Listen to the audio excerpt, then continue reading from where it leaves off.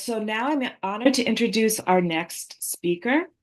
I would like to welcome Professor Valeria Marlenovna Khachaturyan to our virtual space. Professor Khachaturyan is a distinguished scholar in cultural studies with a deep academic background in globalization and social transformation. As a retired senior researcher and a respected member of IHUD, she has dedicated her career to exploring how cultural and societal shifts shape our interconnected world.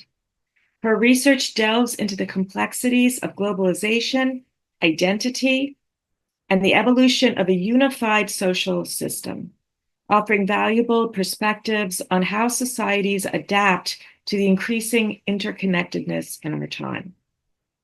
Today, she will share her presentation titled Globalization and the Formation of a Global Social System. Professor Khachaturyan, the floor is yours. Добрый день. Я рада приветствовать всех участников конференции и слушателей, и большую выразить благодарность организаторам этой конференции за огромную работу, которую они проделали, чтобы эта конференция состоялась. В наши дни глобализация, несомненно, является важнейшей тенденцией исторического развития и главной движущей силой трансформаций, которые меняют облик мира на наших глазах. О глобализации написано множество работ, однако many works have been written about globalization, however, but it's still discussions. The most discussed questions are the actually globalization long-term sustainable trend? This is the first question. The second one, does this process have a certain direction? And if so, what will the new global world be like? Will it be united? The answer to these questions are fundamentally important, but there are so many answers. Many scientists think that it actually leads to unification, but actually it's different concepts. The ideas of it's a superorganism that the humanity will be actually as a one space, the unified space, and also their ideas of polycentrical ideas. The other researchers, the idea of united humanity seems like utopia. In their opinion, the process of global integration will soon stop and give way to the opposite trend towards separatism. And finally, the third most common point of view is that actually the globalization doesn't have any specific historic destination. It is a chaotic and unpredictable process. Therefore, only one thing can be said with confidence: globalization leads to a restructuring of the world space. So, new centers of economic political powers, new civilizational blocks, and between them, there will be a complex relationship that will establish, including connections and also conflicts. The diversity of opinions has very specific reasons. Today, globalization is an extremely complex process with ambiguous short-term results that are not always consistent with each other. For example, there is tendency towards homogenization of world space, but it's combined with tendencies towards further differentiation. And integration is combined with deepening global inequality between rich North and poor South.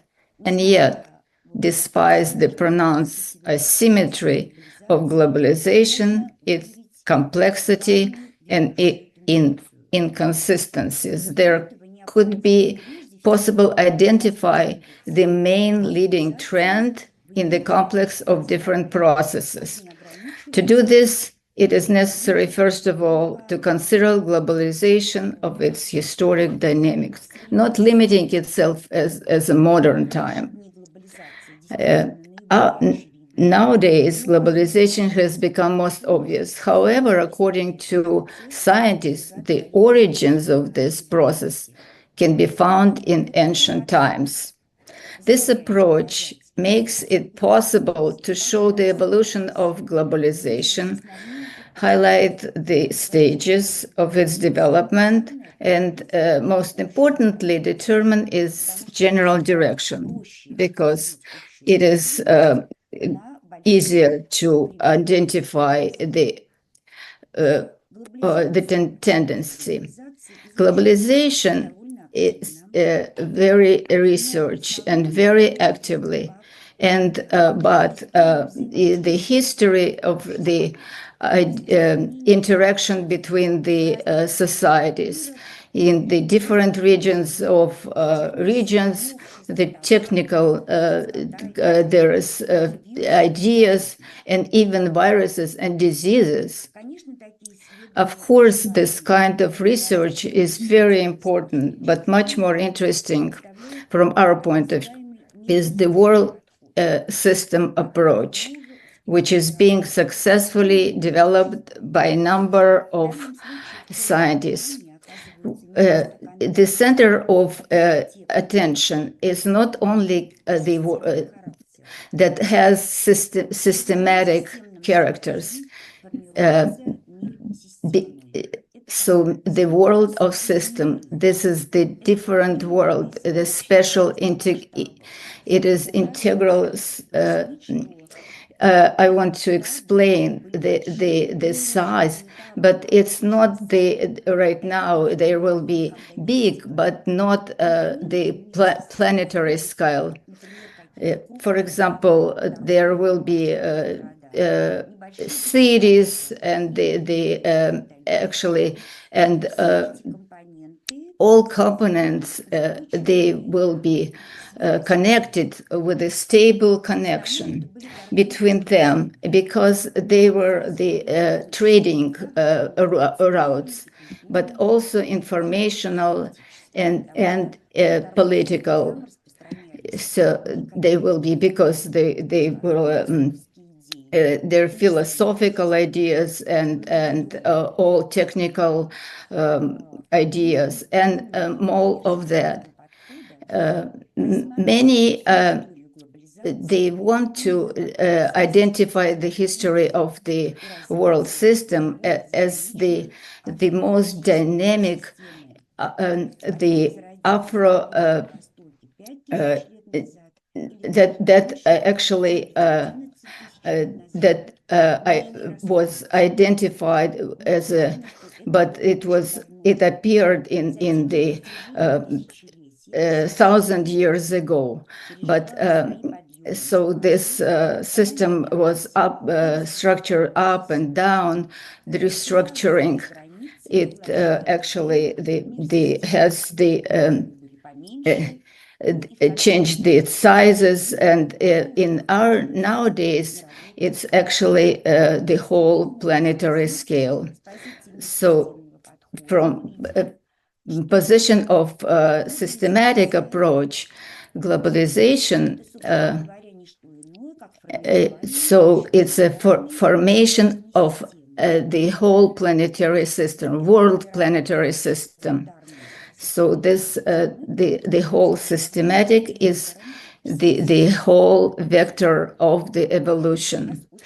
This is very important for us, because to understand understanding the future. Nonetheless, they actually, that new global world system, that will be not one super organism. They also don't want to discuss this problem of the world construction because they think it's too complex and it's not clear that it will be one result. How is actually this approach is true? I think that the whole world planetary system has to be organized. And this organization will be very different from everything preceding it, because the scale of this system, the formation, it's very diverse right now. And right now, we cannot even compare the scale of integration. Everything has changed, interdependence, and that is this is very important. This aspect that I want to actually make special point. So the interdependence, the scale of interdependence is actually depend on the connection between, but interdependence, it's actually has the results might be positive or negative, and they show how the system organized. Is it correct organization between its parts or not? We have to say that interdependence is not that actually bring attention of scientific world, but I think that this aspect is very important and could actually help to understand the modern time, what happening, the processes of in nowadays.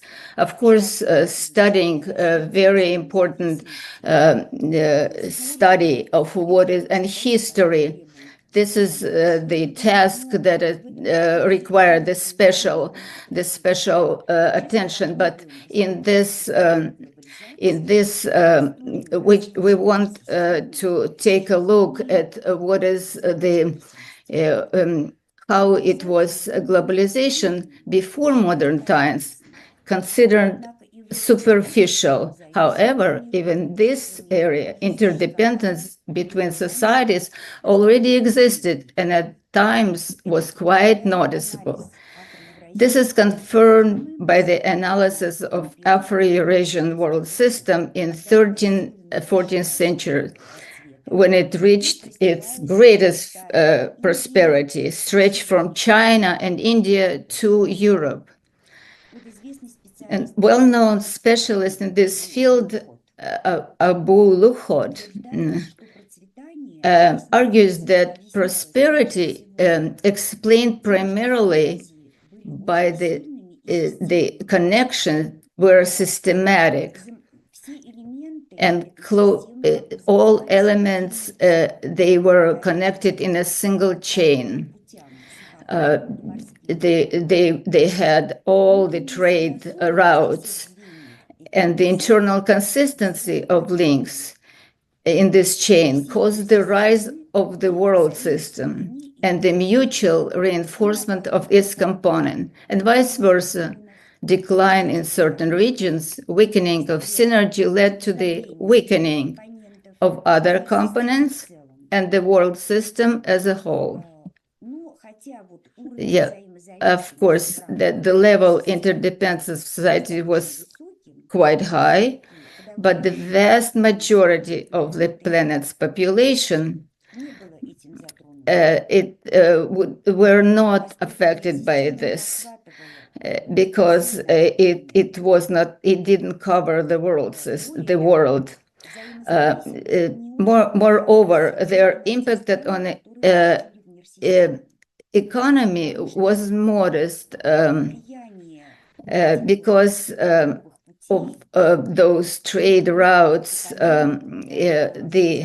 even on economics and societies, it was mild.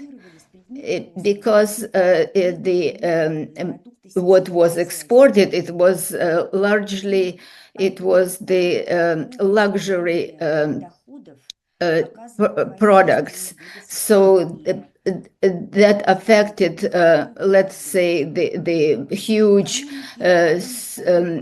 ports and also regions who were oriented on the trade. But the real threat for the society of the interconnection, it didn't cause. The next stage in the development of Afro-Eurasian world system began in the 16th century during the era of great geographic discoveries and economic and military strengthening of the West. It was the transformed world system which reached its peak in 19th century, was quite strongly integrated, but it was very unique because between their elements there was no equality. It was divided into industrial and commercial Central Western Europe and US and periphery colonies and semi-peripheries. These countries, they were dependent on a center. In this world system based on coercion, interdependence has certainly increased. Not only periphery and semi-periphery found themselves more or less dependent on the center, but the center also depended on the colonies because it needed the raw materials for industrial development, sales markets, and cheap labor. As I said, this system didn't exist for a long time because it was just artificially created. The collapse of colonialism, end of the Cold War, and an informational revolution, these events marked the end of the world system, which was built on a dominance and subdominance, and then it restructuring, and the next stage of globalization. Contemporary globalization is called deep because global interaction and interactions are of unprecedented extent, speed, and intensity.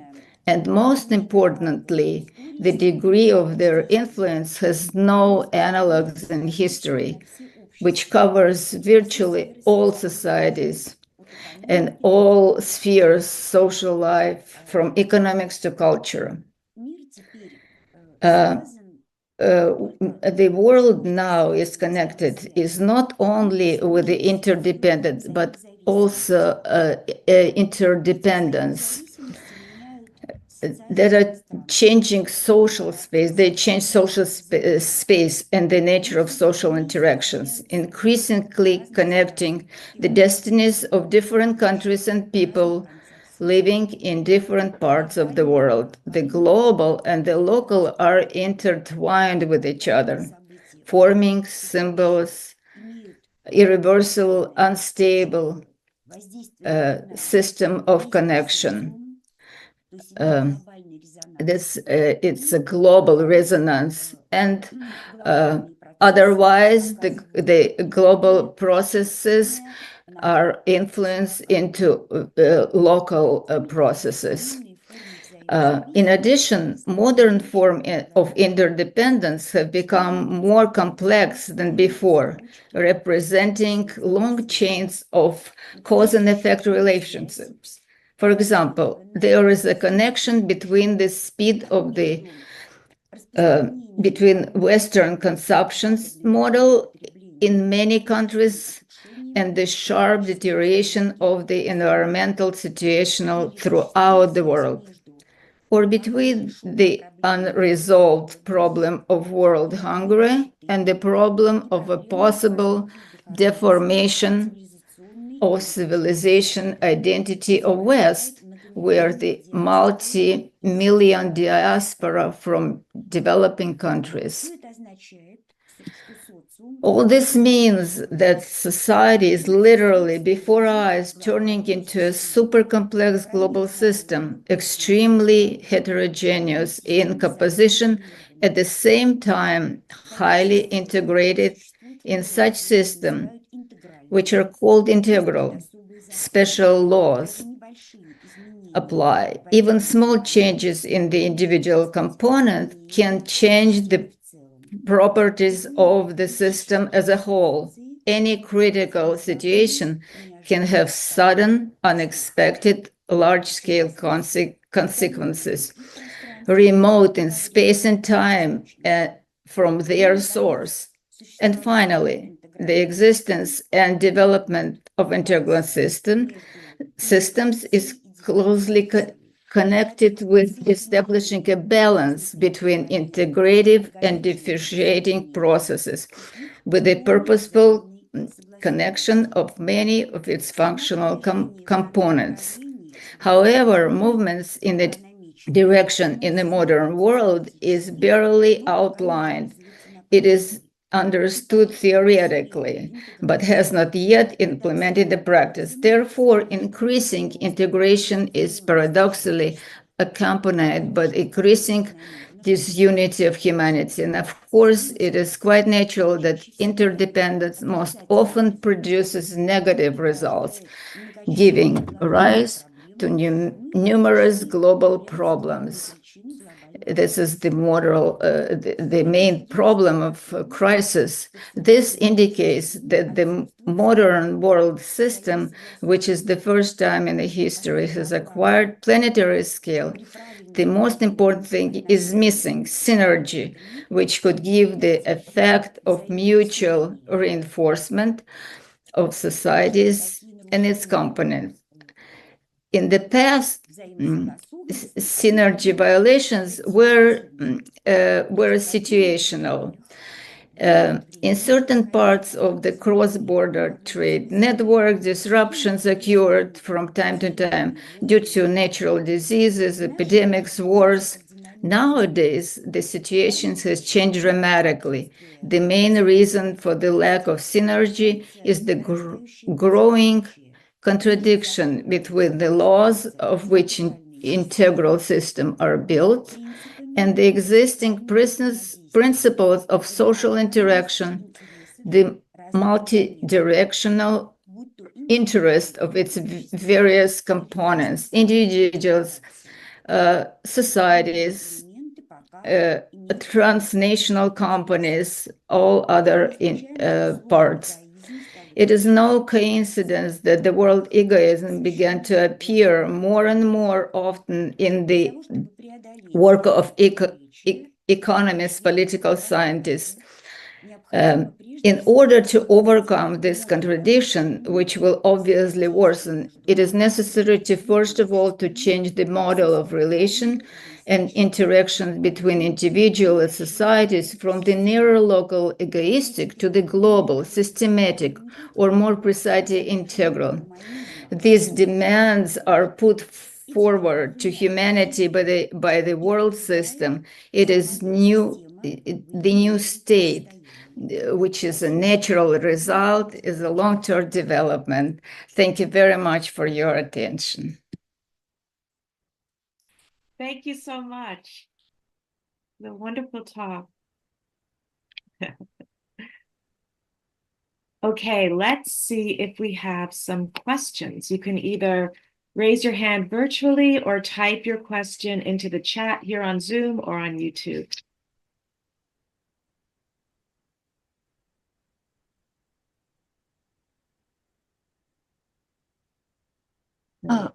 Я не успела прочитать. Yeah, I will read this. Let's see, we have one from YouTube. Hold on. Yeah, this is from Jasmine. In your opinion, what internal changes, cultural or psychological, need to take place in individuals and in society so that the globalization stops being just a system of interdependence and becomes a true unity that people genuinely feel and consciously live.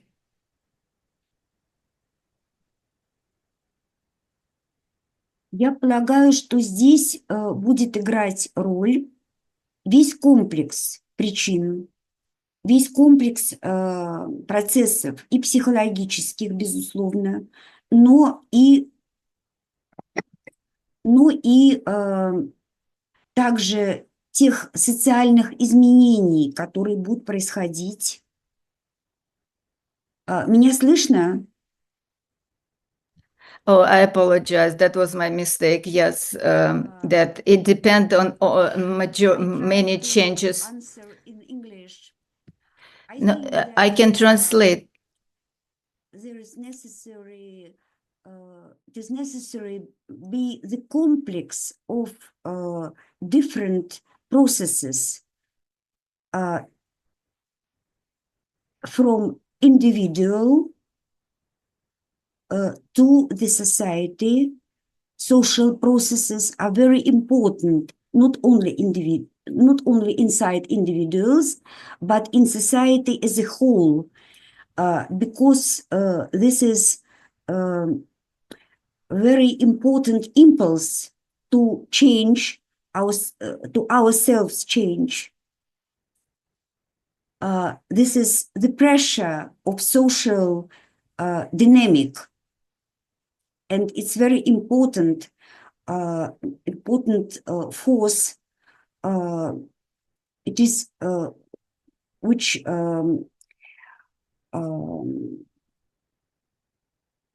will be which give us the impulse to change ourselves. That's it. I'm sorry for my English, but I didn't expect that answer not in Russian. Maybe some more questions.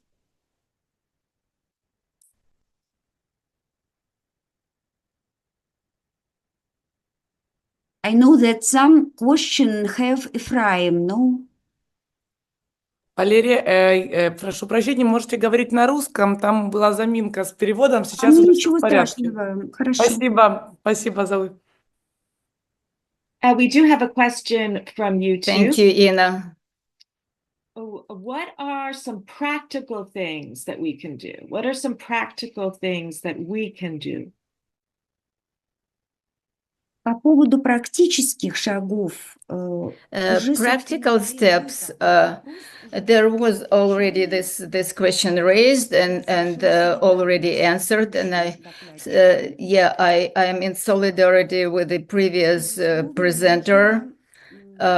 Of course, it's needed to have actually to develop the system of education. And here it's collective efforts are required.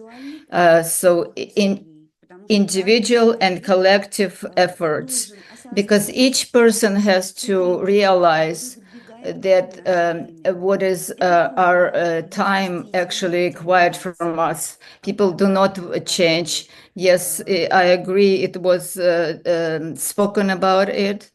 The change is hard. 1 second, there is one question. Yeah, so people do not want to change, but they change even without noticing that during their life time. Because of the I am reading and I am talking at the same time, so new questions. So I think that here it's really the educational system will be the main part of it. But just think about some spontaneous changes. It's important, but it's not enough. what I read, actually, would it be after the all transformation, would the increase of population appear or not? This is not my competence. It's above, or just talk about it, that it's very difficult at the moment. But right now, at the state, what the world is right now exists, this system cannot sustain itself. So interdependence right now has very negative influence. It is very dangerous. What I want to say, that before it was a situational disruptions of the system, but after that they can repair it. They were united again, and the system was rebuilt. But right now, it will be too sharp. It would be too. The impact is much more serious. It could actually lead to the very, very bad consequences. So half measures will not help. So of course it will, it might the decrease of the population growth. As a matter of fact, it is slows down at the right now. There are so many questions. I was not able to read all of them. We could read them, please, for me. I think, yes, we have one more here. Given the contradictions and unpredictability often associated with globalization, how can we distinguish between fragmentation and true integration in the formation of a global social system? How can we distinguish between fragmentation and true integration in the formation of a global social system? Sorry, will you repeat once more, because I can. So given the contradictions and the unpredictability that come with globalization, how can we tell the difference between fragmentation and true integration in the formation of a global system? Yes, I see. Значит, дело в том, что глобализация и Yes, globalization, even the world system, this is the process of very difficult. And if we take the interval, the short interval, then during this interval there could appear different processes. Very different, and they could be contradicting processes, confrontation and integration at the same time. It's very hard to understand how they connect with each other. Like today, today, the differentiation is actually required, because all integral system is a very complex. There are very many components, and all those components, they have different functions. Let's say one example, biosphere of the world. This is a very good example that shows how many in this system, how many so different components exist, and nonetheless they are connected, and they are belong to this unity. And that's why the differentiation is absolutely necessary, but it doesn't have to come to the separation. But what the differentiation, yes, of course, it could continue, because our system maybe is not is complex enough, reached the complexity of what is required to be reached, the diversity of components. Thank you. I I try to answer. Yes, thank you. Thank you so much. Once again, thank you so much, Professor Khachaturyan, for your wonderful talk and your insights.